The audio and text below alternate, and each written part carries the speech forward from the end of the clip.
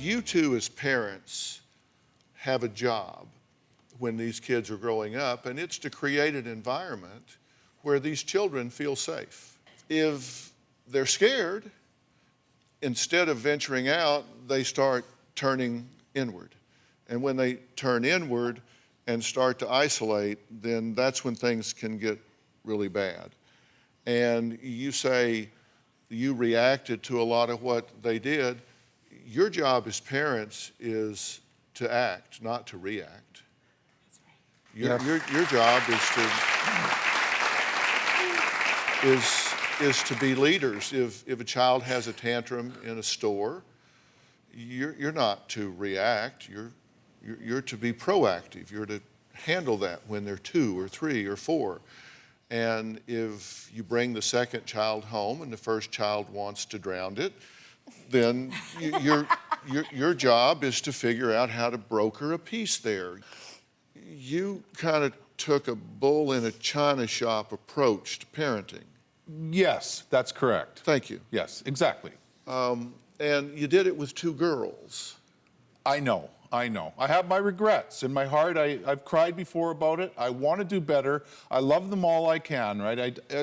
People make mistakes, right? They do, right? And some of them are unforgivable. Yeah, right? We're not talking about people.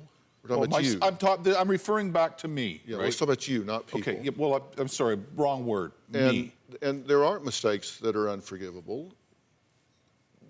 Things are forgivable, and these girls want to forgive. But you know, it's hard to forgive somebody for running over your foot if they keep running over your foot. You know? And it's like they run over your foot, and you say, hey, I forgive you for that. And you back up over it again. They say, well, I forgive you for that. And they pull over it again. I forgive you for that. You just keep, and they're just saying, hey, you know, come on, quit running over my foot. I'll forgive you here, but would you just stop?